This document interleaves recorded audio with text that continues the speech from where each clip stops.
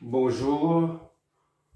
Aujourd'hui, on essaie de trouver une formule qui nous permettra de calculer la puissance maximale reçue par un élément récepteur soumis à une tension alternative sinusoïdale, d'accord?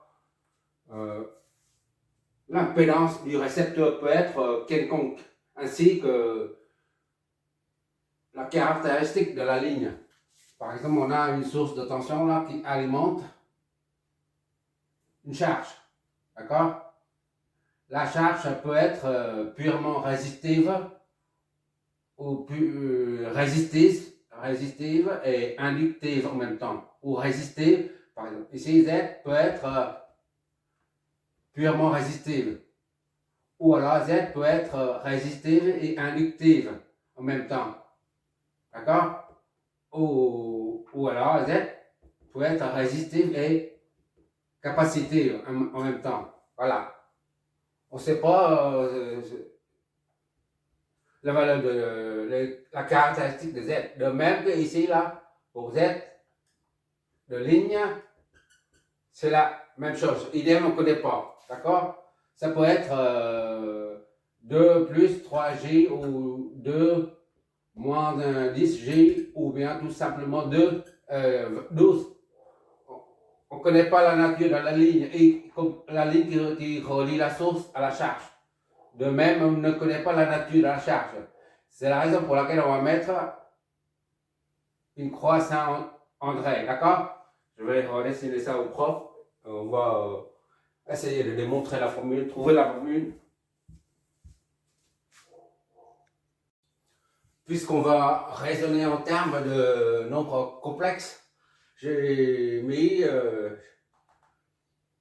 l'impédance Z avec un chapeau. Domaine, ici, c'est l'impédance qui relie la charge à la source. ZS, pour dire, ça peut être, au lieu de dire que ça, c'est l'impédance de ligne, on peut aussi dire que ça, c'est l'impédance de source, comme le circuit terminal, par exemple. D'accord? Voilà. Ça, c'est V source. Et ça, c'est Z source. Voilà. Et tu raccordes la charge par la suite. Voilà. D'accord? C'est pour ça que j'ai mis ça au lieu de mettre Z ligne. C'est trop long. D'accord? J'ai mis S. Tout simplement.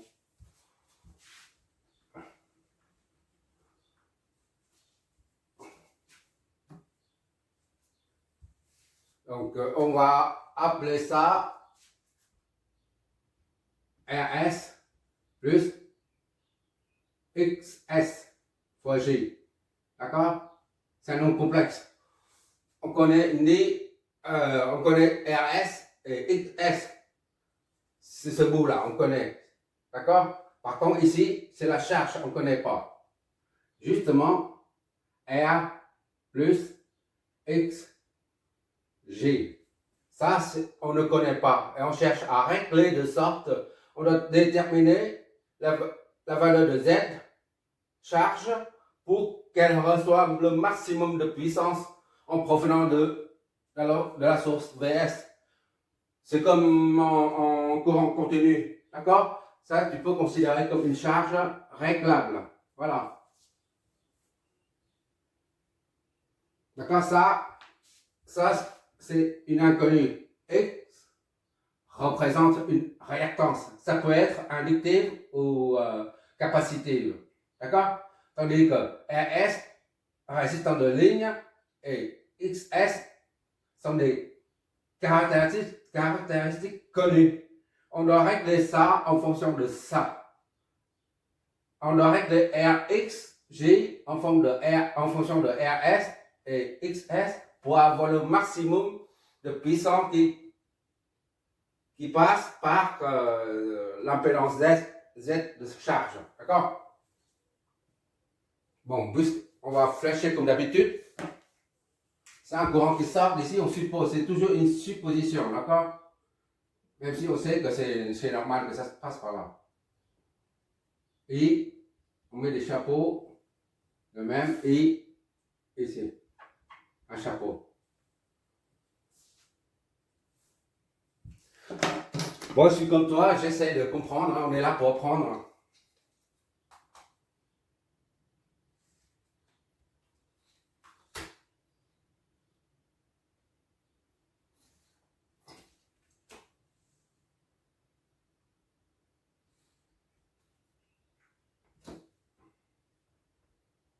Ça, c'est un récepteur. Les deux flèches s'opposent. Le courant, la flèche du courant et la flèche de tension s'opposent. Idem, c'est un récepteur, s'oppose. Tandis que ça, c'est un générateur. Voilà. Ça, c'est VS. D'accord? On met là. Attends. OK. Ici, on va mettre V12. D'accord? Et là, c'est VZ. On met V. Parce que ça, c'est RX, il n'y a pas d'indice, on met V, sans indice. Pour qu'il y ait une correspondance. Et maintenant, il suffit de faire intervenir la loi d'Ohm, la loi des mailles. D'accord? On part de ce sens-là, on part de 0 et on revient à 0. C'est ça le principe de la loi des mailles. Tu pars d'un point, tu parcours où tu vas où tu veux, tu reviens au point d'origine. Ça forme une résultante vectorielle nulle. Ça s'appelle une maille, en fait, la loi des mailles. Donc, on parle de VS. On va dans le sens opposé de V12, on met un signe moins V12, d'accord? Dans le signe opposé, on part d'ici, là, on fait une maille comme ça, là. J'ai eu beaucoup, on met comme ça, là, plus, mais je ne sais pas à quoi ça sert. J'ai mis, voilà, dans ce sens-là. Et moins V est égal à 0. D'accord? Donc, V, maintenant, V12, ça fait V12, V12 plus V est égal à VS. D'accord? Il suffit d'injecter tout ça là-dedans, appliquer la loi d'Ohm à chaque élément du circuit. V12 c'est ZS fois I. Fois I. D'accord? Plus V c'est Z fois I. C'est le même courant parce qu'il y a une seule branche. Tout ça est égal à VS. Attends. Bon, c'est trop proche, je vois pas. OK. Donc, ça nous donne I est égal à VS divisé par ZS plus Z. C'est ça, hein? Ça va être bêtise. OK. Ça, appelons, voilà. Cette équation, on va la baptiser 1.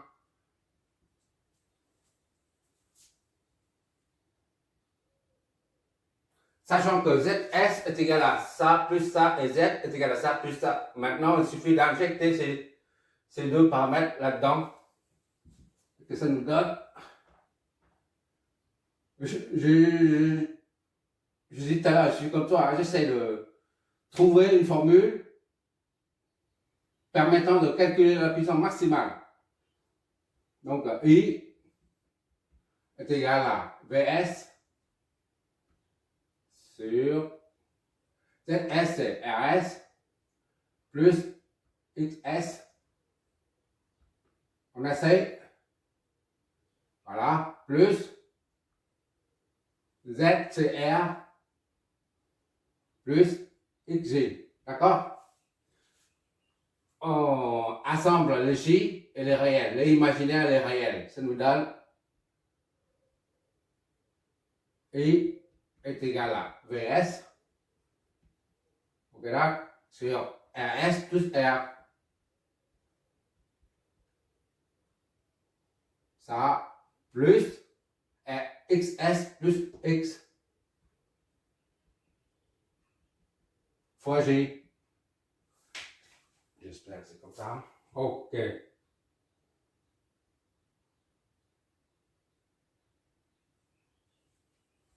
Ça c'est ok. Donc maintenant on continue. Mais pour éviter de traîner ça partout, on va poser Z somme est égal à ça. D'accord? Poser. Oh là, j'ai le genou là. S somme, Z somme est égal à RS plus R plus XS plus X par G. D'accord? Donc 2 nous donne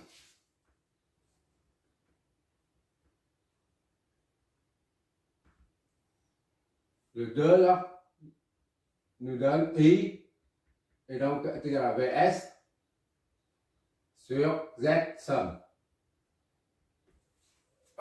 Ok, d'accord.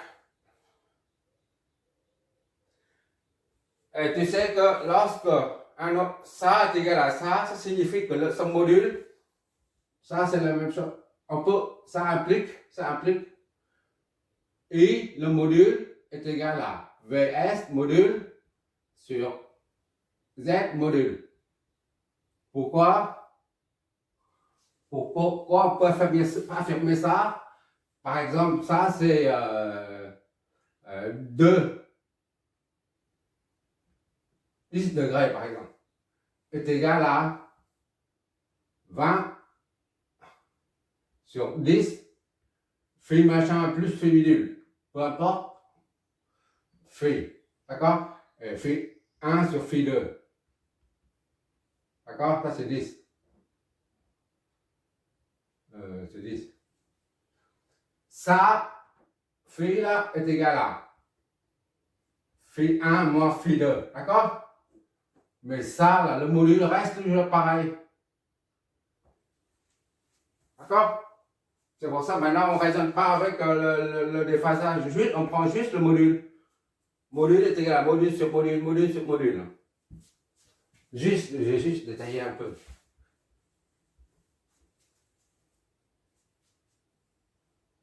Qu'est-ce qu'on doit faire maintenant? 1, 2, 3, 4. On va poser les 3 et 4. Pour pouvoir repérer après. Donc Z module, boum. Attends, c'est Z module. 3.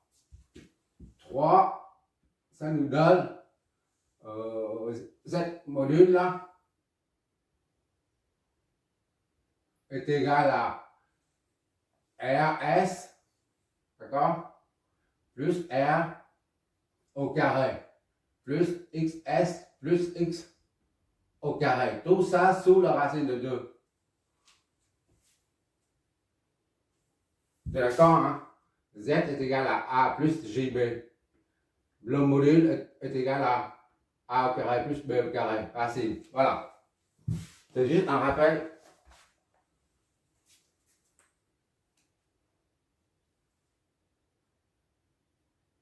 Donc, à partir de 4,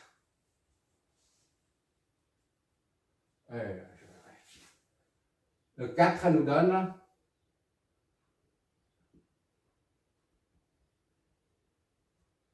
I est égal donc à VS module, d'accord, sur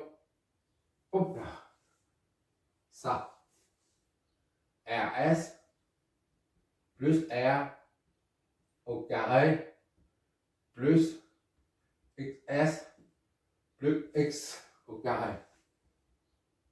D'accord? Tout ça sous la racine de 2. Est-ce que j'ai fait pas de bêtises là? Ok.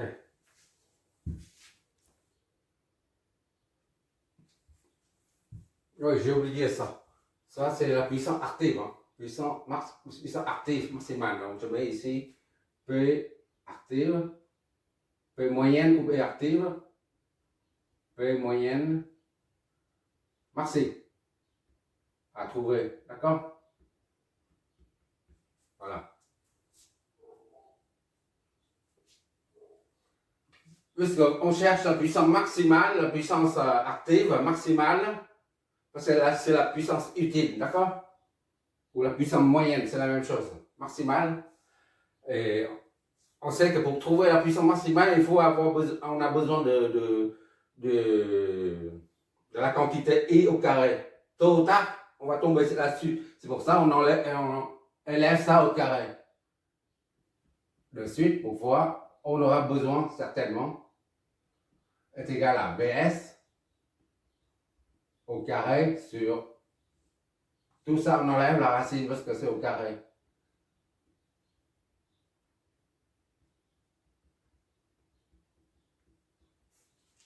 D'accord? 5, 2, 3, 4, 1, 2, 3, 4, 5. Ok. Puisqu'il s'agit des nombres complexes, on va se servir de la puissance complexe. S, puissance complexe, S20 aux bornes. On va appliquer la puissance complexe aux bornes de l'élément qu'on cherche à trouver la puissance maximale. Donc S, on va appliquer S, la puissance complexe à ça. S20 est égal à la demi de ça fois I conjugué. S20 est égal à demi de V fois I conjugué. D'accord? Ok.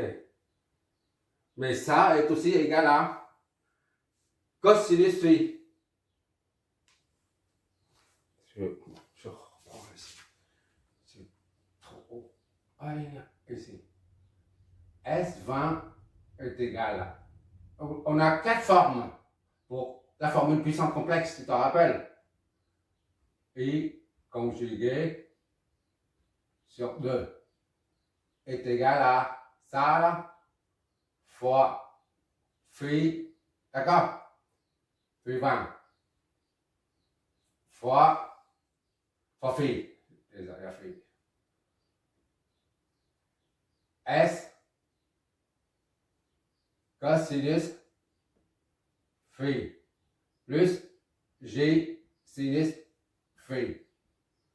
Donc, si tu te rappelles, il suffit de revoir les exos précédents. On va développer ça. S cosinus phi. Ça représente le déphasage entre le courant et la tension, d'accord? Hein? On met tout de suite.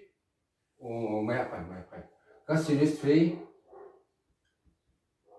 plus JS sinus phi. D'accord? Avec sinus phi, c'est phi V moins phi I. Tu te rappelles? Donc S20 et donc est égal à. Or S est égal à VF fois IF. D'accord? Et V efficace est égal à le module maxi là, divisé par racine de 2. Et I efficace, c'est le module dP divisé par racine de 2. Ça fait V I sur 2. D'accord?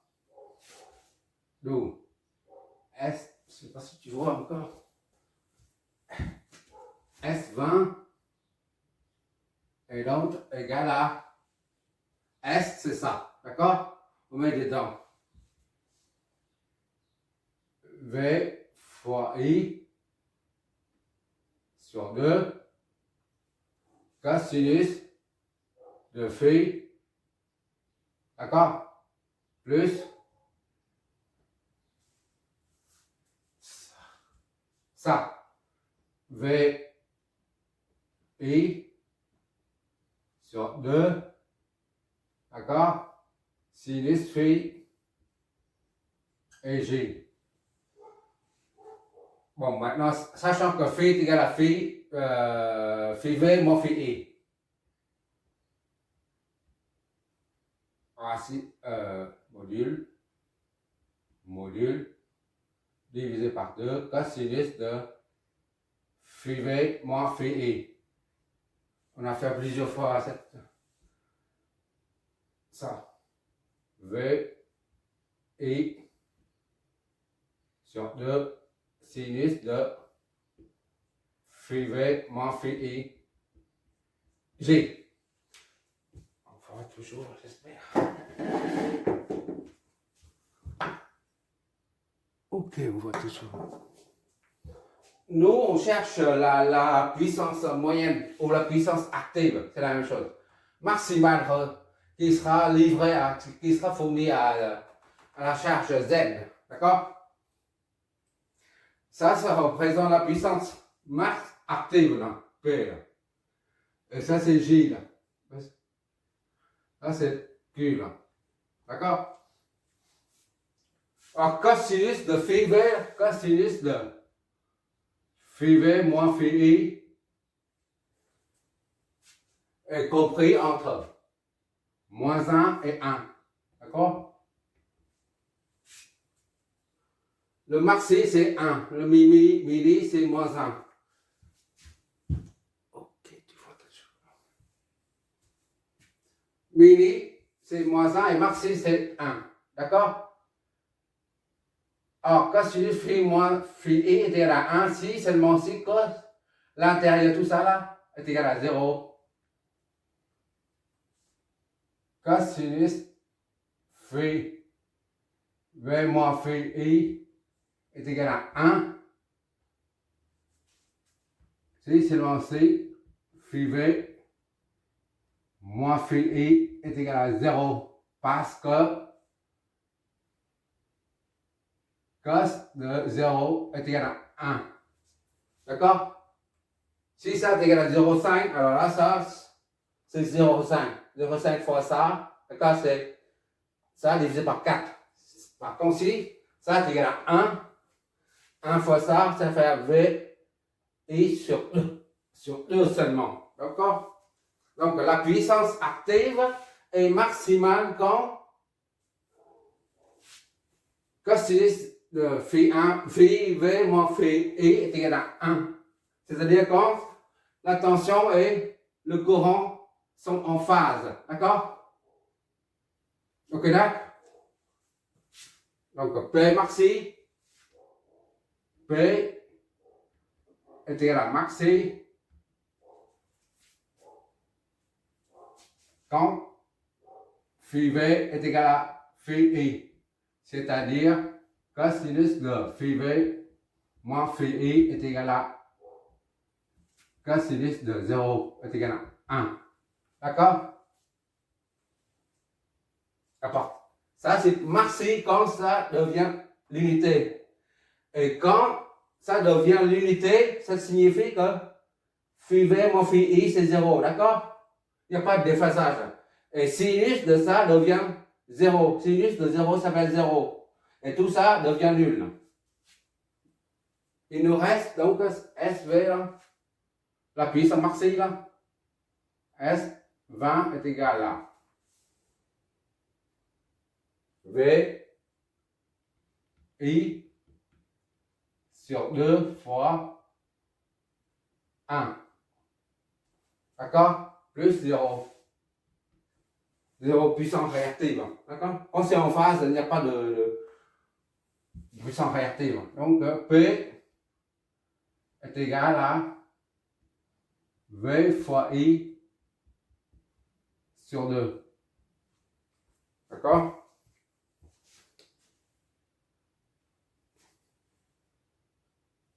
Pour la charge, ça c'est P max. Hein. D'accord? J'ai oublié P max. P max est égal à ça. Alors, P max sera reçu par la charge. Et la charge, au niveau de la charge, seule R qui reçoit cette énergie, cette puissance maxi. D'accord? X ne peut pas absorber cette puissance active. D'accord? Donc, on va voir au niveau de la tension et courant lorsque R reçoit cette puissance maxi. D'accord? Comment on va faire? V est égal à RI. V est égal à R, c'est un réel, on ne met pas de chapeau, d'accord? C'est égal à RI. Est égal à V est égal à R module. Donc V module est égal à R, c'est un réel, c'est un module. D'accord? Il suffit de remplacer dedans 4, 5, 6. 6 dans P max est égal à V, on remplace là-dedans, c'est R fois I, d'accord? Tout ça fois I sur 2, ce qui fait P max est égal à R fois le module de I au carré sur 2.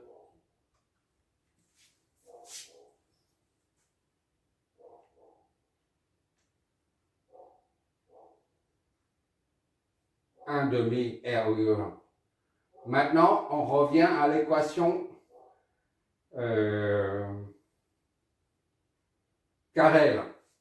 On injecte ça dedans. D'accord? P max, c'est ici, là, on a trouvé le P max tout à l'heure. Tiens, le 5. Le 5 nous donne P max. On injecte I au carré dedans. R sur 2. D'accord? I au carré. Fois tout ça, là. VS au carré sur RS plus R au carré plus XS plus X, d'accord, au carré. Je fais pas de bêtises. RS plus R au carré, XS plus X au carré. Ok. Ça, c'est septième équation. Là, c'est une fonction.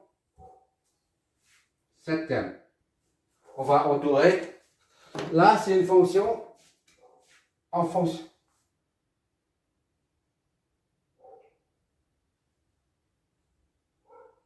Pourquoi c'est une fonction? La puissance maxi est exprimée en fonction de R et de X. Ce sont des inconnus. D'accord?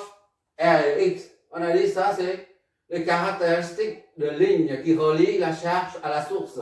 Donc, c'est une donnée. Tandis que R et X, on va régler Z, c'est-à-dire R et X, de sorte que Z reçoit le maximum de puissance en provenance de la source. Donc, ça, c'est B max, est exprimé sous forme de, en fonction de R et de B max, est exprimé en fonction de deux inconnus. Primo, c'est R, secondo, c'est X. D'accord? Ici, là. Tandis qu'un RS, c'est connu, là, ici. C'est une donnée. La tension de source, c'est une donnée aussi. On connaît la tension de source. Là. Donc, on a affaire à une fonction avec deux variables en même temps. D'accord?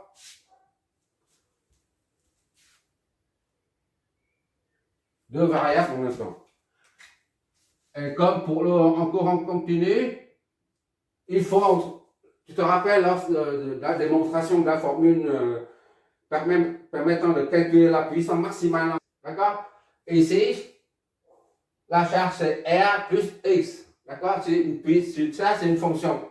En fonction de P, R et X en même temps. Les deux. D'accord? P max est exprimé en fonction de R et de X, deux variables. Et pour le courant continu, il suffit d'annuler la fonction de puissance ici pour trouver l'extrémum local. Ici, c'est pareil, c'est idem, pareil au même. Pour trouver la puissance maximale, il suffit d'annuler la dérivée de cette fonction pour trouver la valeur maximale locale. J'ai bien dit local, hein, l'extrémum local. Et comme il s'agit d'une fonction de à deux variables, eh ben, il faut faire deux fois les dérivés. Il s'agit des dérivés partiels. Premièrement, on dérive ça, on fait une dérivée de la fonction P max, P max en fonction de R et X. Voilà. Faire une dérivée de ça par rapport à une des deux variables. Par exemple, dérivée de ça par rapport à X et la R. Après, on fait une deuxième fois dérivée de la puissance P max par rapport à X. Parce qu'il y a deux variables. D'accord? Pour trouver la puissance maximale, il faut que les deux dérivés s'annulent en même temps. C'est tout. D'accord? C'est pas compliqué. Si tu n'es pas habitué à ça, il faut que tu revoies les maths en électricité, comme dans tous les domaines, c'est toujours les maths. Hein. Un problème d'analyse en génie civil, pareil. Hein. En génie civil, tu as un pont, tu as un immeuble de 10 étages, quel que soit le nombre d'étages. Pour analyser une structure comme ça, tu écris une centaine de lignes. Ce n'est pas des codes, mais des lignes de calcul mathématiques. Mais seulement la première, au maximum les trois premières. Au maximum. Il ne peut pas dépasser ces trois lignes. Les trois premières lignes représentent la RDM. Résistant des matériaux, des principes, des moments, des forces, tout ça. Tout ce que tu veux. Mais à partir de la quatrième ligne, ça y est, jusqu'au 50e, c'est que les maths. Il n'y a rien d'autre à part les maths. Dans tous les domaines, c'est pareil, je pense. Personnellement, je pense. Bon, pour annuler, il faut trouver la dérivée de ça. Les deux dérivés. Dérivée partielle de ça par rapport à R et dérivée partielle de ça par rapport à X. Et après, on les annule toutes les deux. D'accord?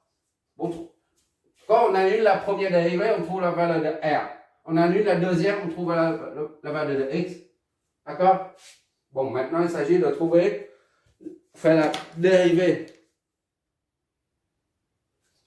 Pour la première dérivée, on va prendre la dérivée par rapport à R. D'accord? P R X. Parce qu'il y a deux variables, d'accord? Tu fixes X à une constante. Tu considères X comme une constante pour pouvoir dériver. Sinon, il y a deux dérivés, tu ne peux pas dériver en même temps les deux variables. C'est la raison pour laquelle tu fixes X, c'est la constante. Voilà. Et tu dérives par rapport à ça, à la première variable, c'est R. Dériver ça est nul. La deuxième dérivée, c'est P. R, tu fixes comme une constante. Tu considères comme une constante. Et tu dérives la fonction par rapport à X. Ça, c'est juste une méthode. Hein, ça a l'air compliqué, mais c'est pas aussi compliqué que ça. Si tu t'habitues, il n'y a pas de secret. Hein. Comme il y en a qui disent régime transitoire, il y a des secrets du régime transitoire, tout ça. Mais tu diras, il n'y a pas de secret. Quand tu utilises la méthode laplacienne avec des calculs via les intégrales laplaciennes, il n'y a plus de mystère. D'accord? Ici, c'est pareil. Si tu n'as jamais fait ça, ben, tu considères que X est une constante et R est une variable et tu fais la dérivée de ça. Et après, pour la deuxième dérivée, tu considères que R est une constante. Et tu dérives la fonction par rapport à X, c'est tout. D'accord? Ça s'appelle dérivée partielle. Là, c'est par rapport à R. Si tu veux, tu mets comme ça. Là, c'est par rapport à X. Voilà. Pour que ça soit clair. Dérivée de ça par rapport à R. Et dérivé de ça par rapport à X. D'accord? Il faut que les deux dérivés s'annulent et à partir de là, on en déduit R et X. D'accord? Bon, ça, disons, c'est A.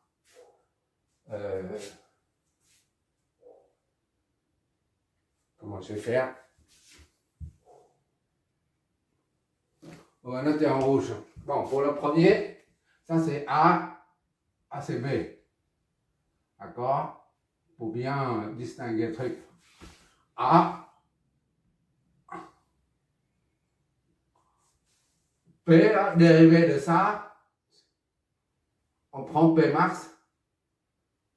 P max est égal à, je mets les couleurs, R comme variable, parce que R comme variable, dérivé comme variable, R sur 2 VS au carré sur, pour que tu vois les variables, RS plus R, d'accord? Tout ce qui est rouge, représente la variable, tandis que tout ce qui est noir, des constantes. C'est ça mon but, d'accord?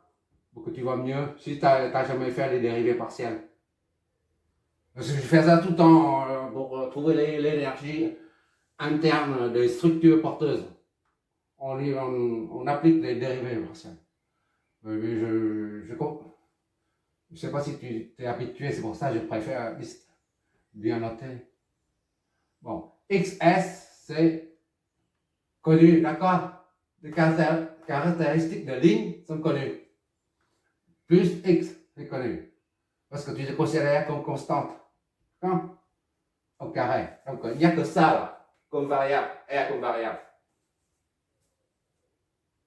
Je remis ça ici. Maintenant, il faut faire la dérivée. D'accord? Bon, la dérivée, c'est P max dérivée là.